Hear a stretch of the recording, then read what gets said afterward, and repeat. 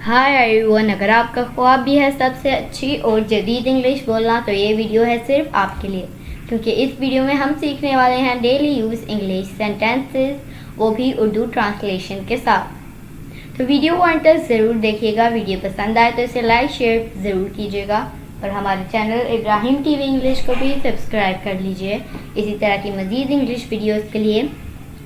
तो चलिए शुरू करते हैं अपना आज का लेसन। Daily used sentences.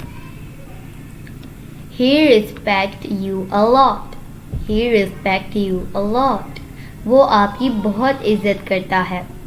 वो आपकी बहुत इज्जत करता है। Let me talk to him. Let me talk to him. मैं बात करता हूँ उससे। Talk, इसको हम talk पढ़ेंगे, talk नहीं पढ़ेंगे क्योंकि इसमें L साइलेंट है। Talk. Let me talk to him. इसका मतलब क्या है? मैं बात करता हूँ उससे। He fulfilled the promise. He fulfilled the promise. उसने वादा पूरा किया।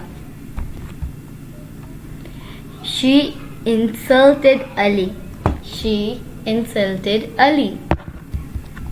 She insulted Ali. उसने अली की बेइज्जती की।